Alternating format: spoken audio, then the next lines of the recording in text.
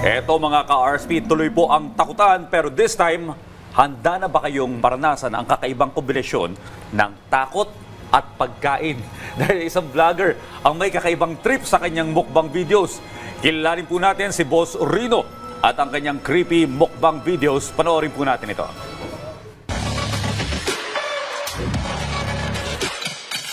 Kakaibang twist ang hatid ng isang content creator dahil ang kanyang mga video ay kinukunan niya sa mga nakakatakot na lugar tulad ng sementeryo at haunted house. Si Rino Marco o mas kilala bilang Boss Rinong Takot ay isang content creator na mayroong mahigit na 800,000 TikTok followers.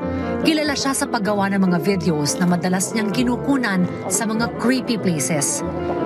Isa sa viral video na ngayon ay mayroong 5.6 million views. Ang mukbang session niya sa isang abandonadong simbahan. Ang nakakatakot dito, nakakausap niya pa di umano ang espiritong naroon habang kumakain. Hindi po ako si Mr. Clean. Boss Rino po ako, hindi po ako si Mr. Clean. Why am I here? Hindi ko po alam, nasa simbahan po tayo. Maliban dito, mapapataas din ang mga balahibo mo sa mga reaction video niya sa mga paranormal movie and scene na ina-upload din niya sa kanyang social media.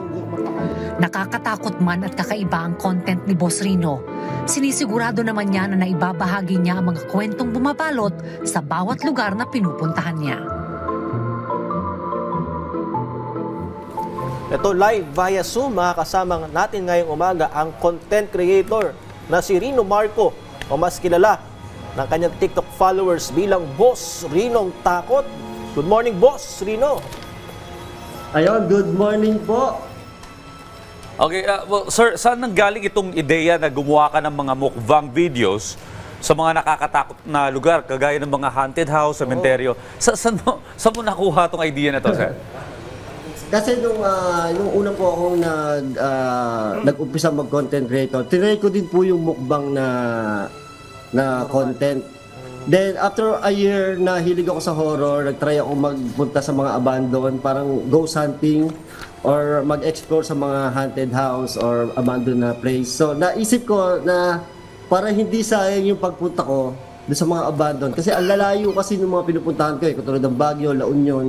So naisip ko para maging dalawa yung vlog ko, dadagdagan ko siya ng mukbang doon mismo sa haunted house or abandoned places.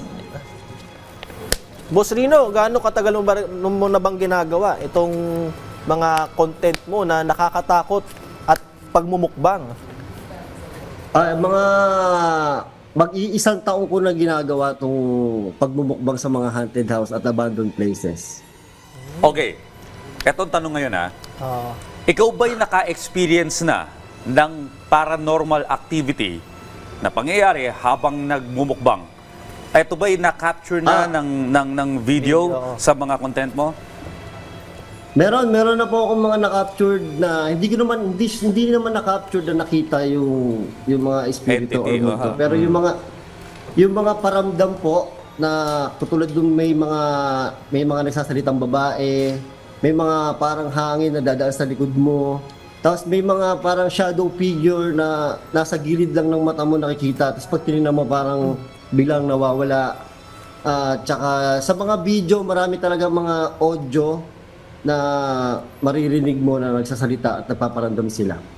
Pero Boss Rino, kapag nagko-content ka, kagaya yan, pinapanood natin yung video, ikaw lang mag-isa, wala kang kasamang team o kung sino man.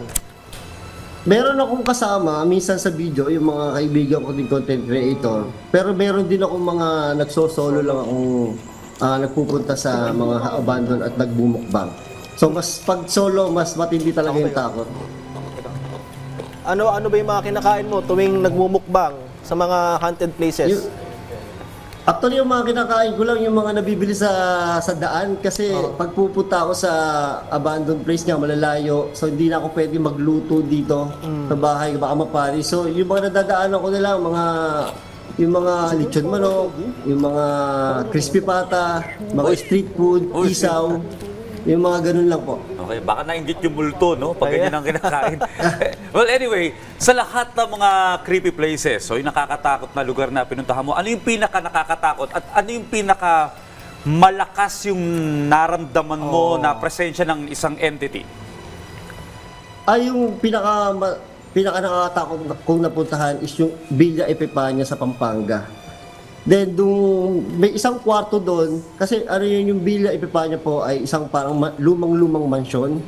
Tapos may isang kwarto doon na merong parang kama, na pagpasok ko, merong kagad nagsalitang babae, na rinig ko, pati sa audio ng video ko, rinig. So, nung narinig ko yun, parang hindi ako nakakilos kagad, pero pawisan ako ng malamig. Ano yung sabi niya? Then- Ano sabi niya? Ang hirap itindihin kasi yung salita parang siyang parang bulong na may hangin Ah, okay. na hindi ko ang hirap itindihin yung salita nila. Baka pautang naman, di ba ganon? Di ba ganon? Hindi naman po Okay. ganoon. Yun nga, Boss Rino, nabanggit mo na rin na minsan nakakarinig ka ng mga spirits tuwing ginagawa mo yung content. Kasi Audrey, di ba, merong isang kilalang paranormal expert gumagamit ng mga gamit para daw, eto dito, may multo dito, ganyan. Oo. Ikaw, Boss Rino, meron ka bang equipment o talagang Kain lang. kain lang tapos sariling nararamdaman mo lang talaga ng ikaw lang mismo?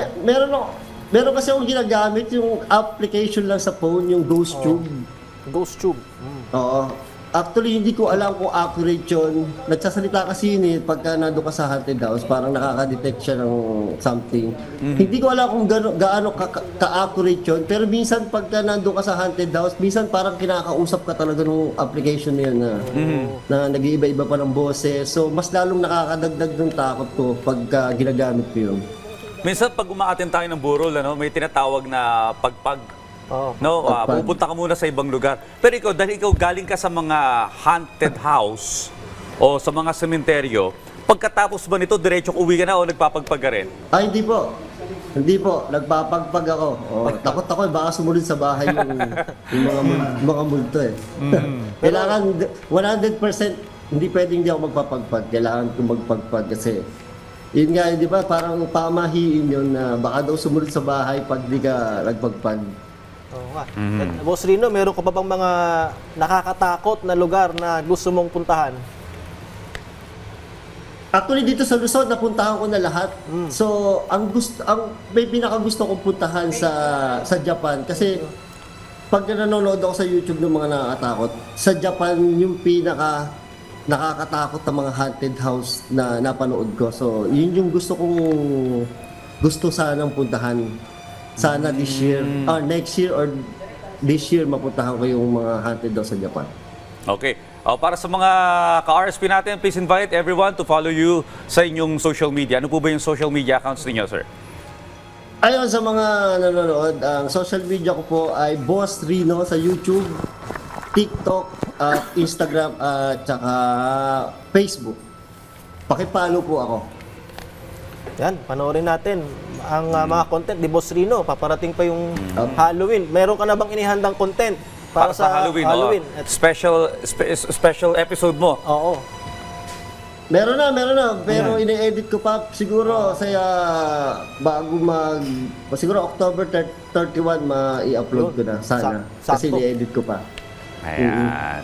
Ayan, thank you for your time, Rino Marco. Abangan namin yan. Abangan namin Ayun, yung mga maraming content. salamat din po. Maraming salamat.